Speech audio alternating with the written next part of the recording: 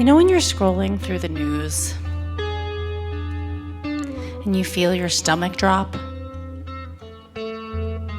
There it is again. Another power grab. Another absurd lie.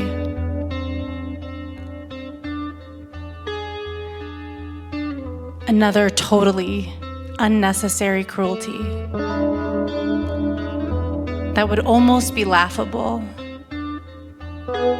if it weren't so very sad.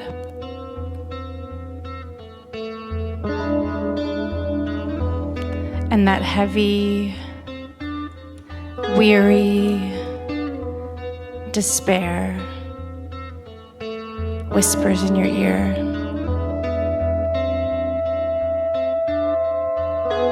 You know it's completely hopeless, don't you?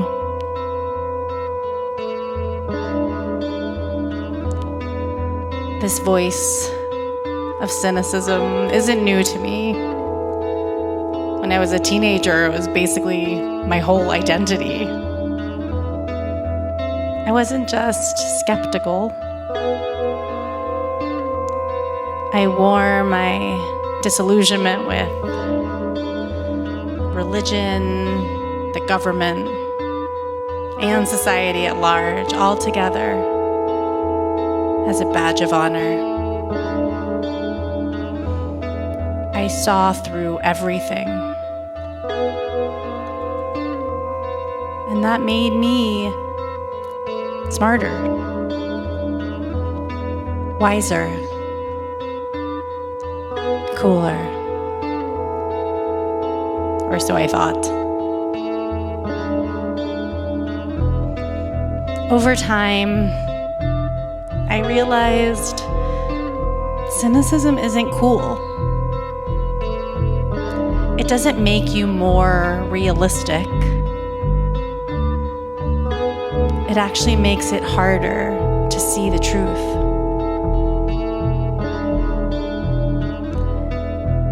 Studies show that cynical people aren't better at spotting deception. They're just quicker to assume the worst. And cynicism isn't a sign of moral clarity. If optimists say, "Don't worry, everything's gonna be okay," cynics say, "The world is doomed, so why bother?" Both perspectives lead to complacency. It's less performative now, but I still wrestle with cynicism. We've all witnessed division and horrors unfolding in real time. And when we see all of that, we feel powerless.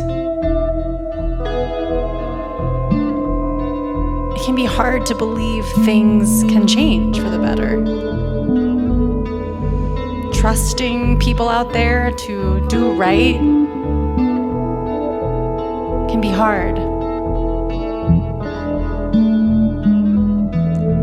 And cynicism can feel like hard-won wisdom. But underneath is just hurt. As George Carlin once said, inside every cynical person is a disappointed idealist.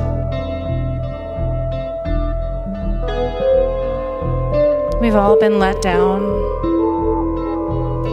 and predicting the worst can feel like a little protection. But cynicism isn't armor.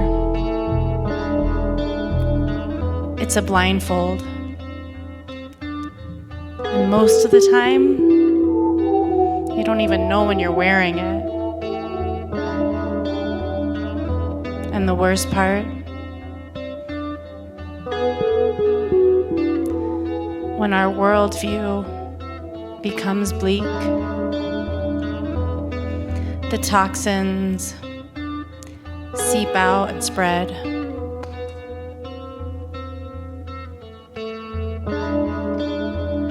Our beliefs shape how we are, how we treat others, which in turn shapes how they respond.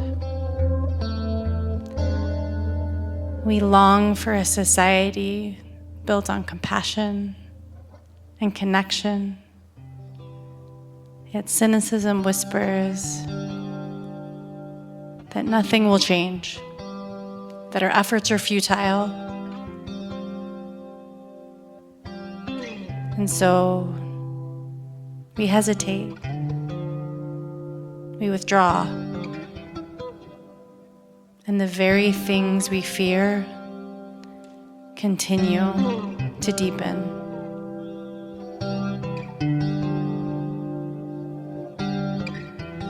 That's why cultivating hope matters.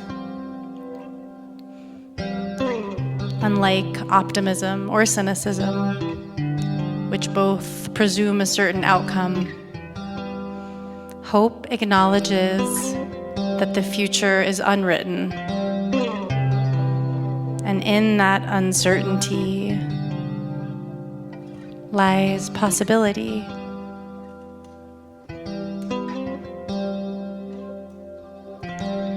Hope gives us the space to imagine a more beautiful world and reminds us that we have a role in shaping it. Yes, in the big picture, your role might be small, but to squander it is like tossing aside a seed because it isn't already a tree.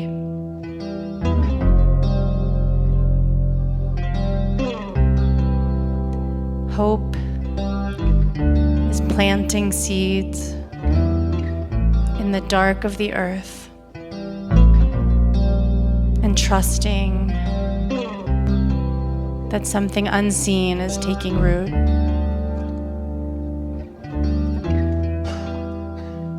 It can be challenging.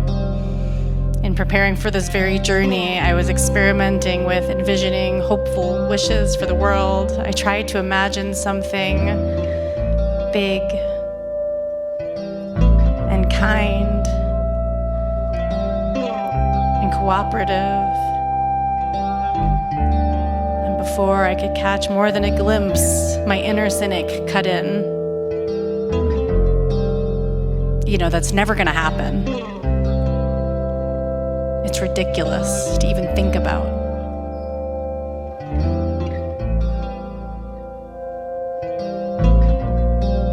My inner cynic is so determined to protect me from disappointment that it doesn't want me to so much as imagine something lofty and ambitious. My inner cynic is trying to shield me from being hurt, but it underestimates the power of bold hopes. What seems unrealistic now can shift.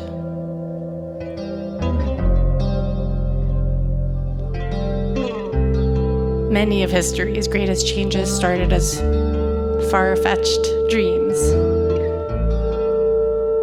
Bold hopes spark imagination, fuel momentum, and challenge the status quo. So, we are going to practice planting seeds of hope. But first, we need to prepare the earth.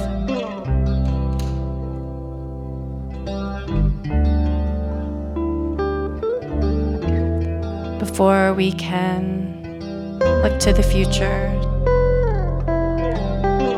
we we first need to ground ourselves in the present.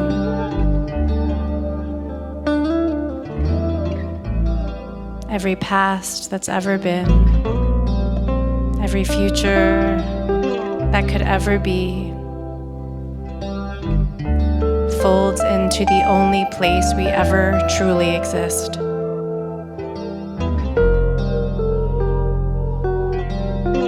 Which is right now.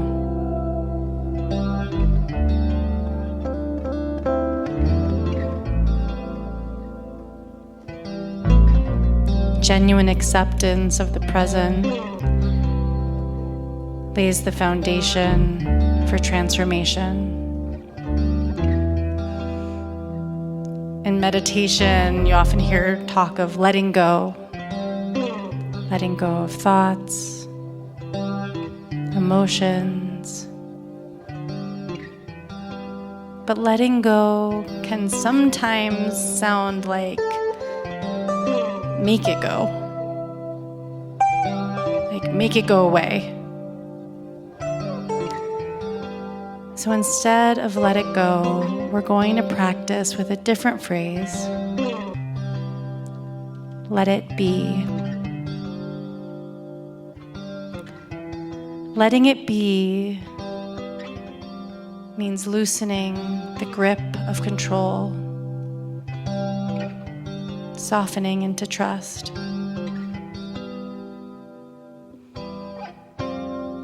When we can release our resistance to what we are experiencing,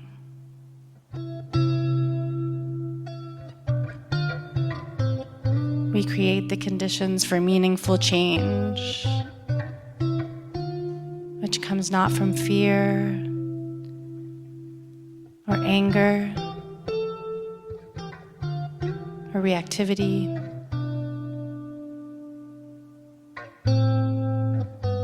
but from our deepest aspirations.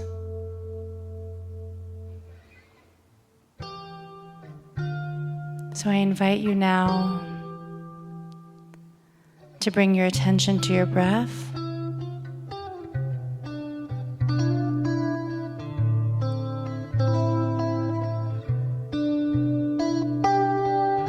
To sensations in your body.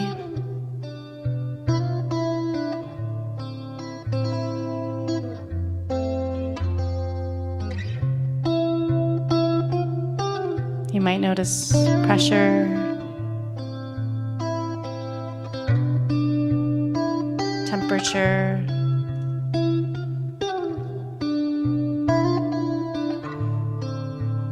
pleasure,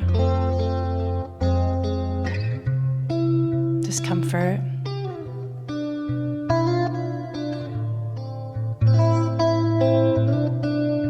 Different thoughts and emotions.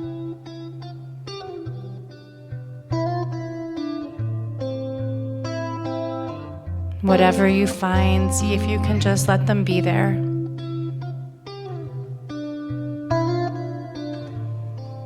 In meditation and in life, it often feels like something different should be happening. Something other than what is actually happening.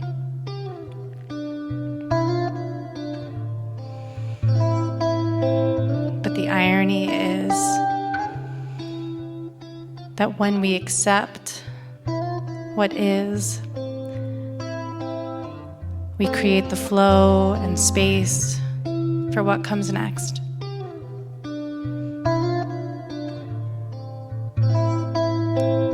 So whatever is here right now,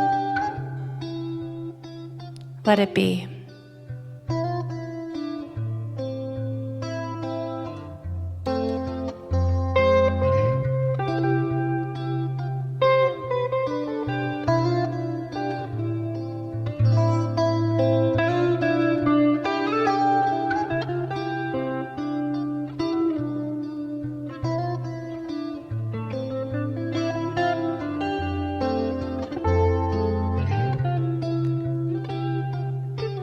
And now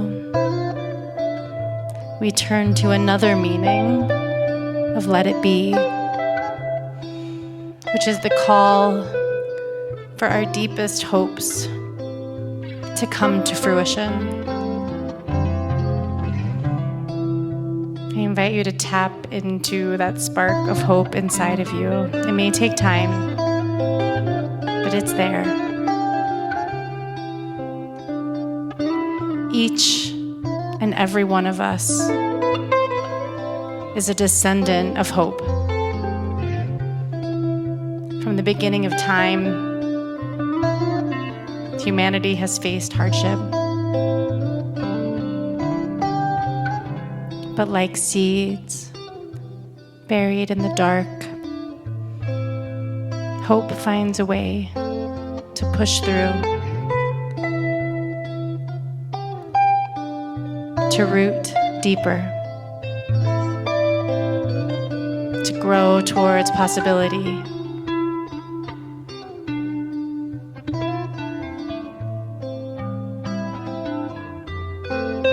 Hope endures and has always endured, despite the most challenging of circumstances.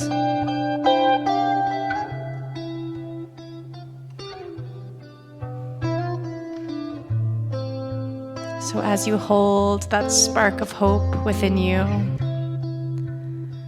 imagine planting it in the rich soil of your being. Feel the warmth of the sun, the nourishment of the rain, the unseen roots weaving beneath the surface. With every breath, that hope expands, breaking through resistance, reaching for something greater.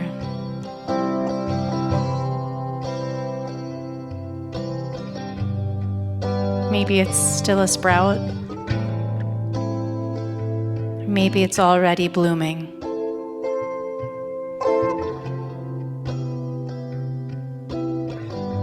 Wherever it is in its journey,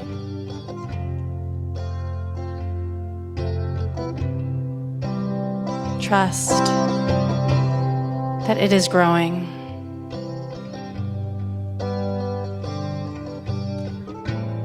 Let it be.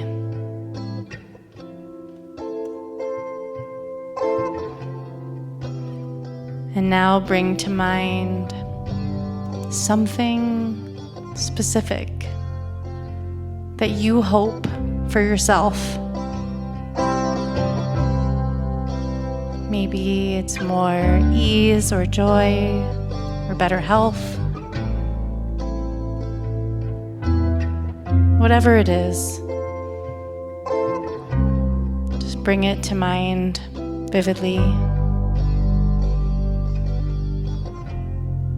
Notice any thoughts or emotions that arise.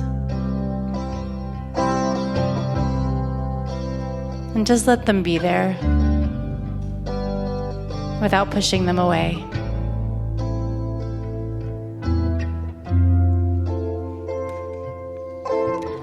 And now imagine that this hope is fulfilled. How would it feel?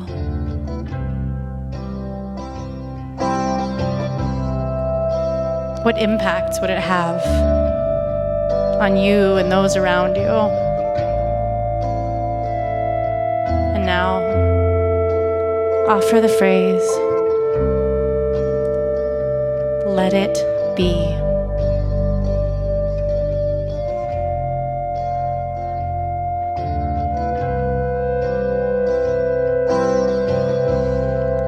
And now, extend your hopes outwards.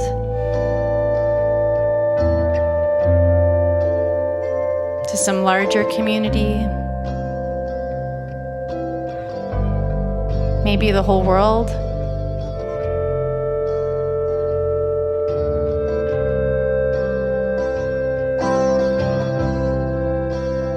Your hope can be big and bold, or it can be small and specific. There's no wrong hope if it's rooted in kindness.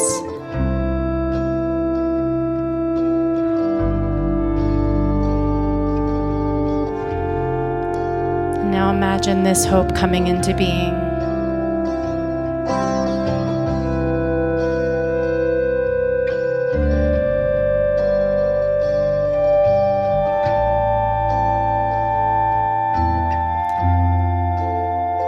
If your own inner cynic tries to block this imagination, you can let it be.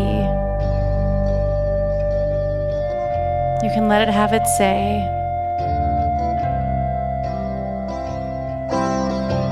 But you don't have to let your guardian be a prison guard. Trust that it's okay to allow your imagination to unfold.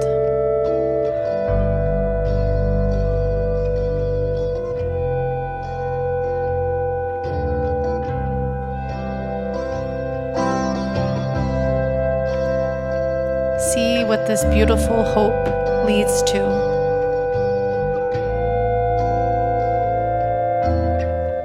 Feel its impact, not just in the distant future, but in the way that hope itself shapes the present. Because even the act of dreaming is cultivating your creativity and resilience and a centered positivity that will uplift and inspire others.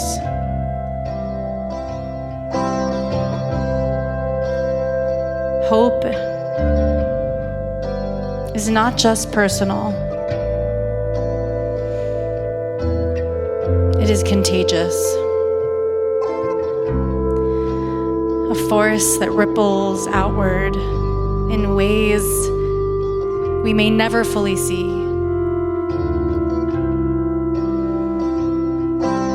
Notice what you feel in your body as you imagine this hope coming true.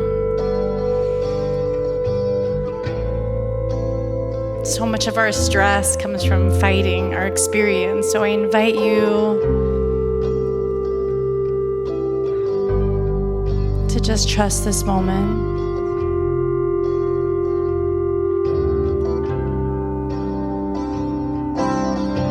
Whatever this moment is right now, let it be.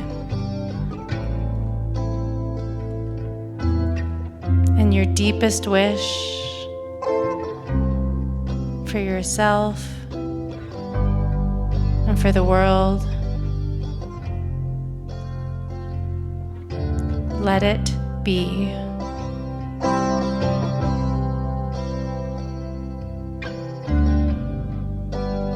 This is how change begins. Not with certainty, not with cynicism, but with a seed planted in the dark, trusting that somewhere, somehow, something is already growing.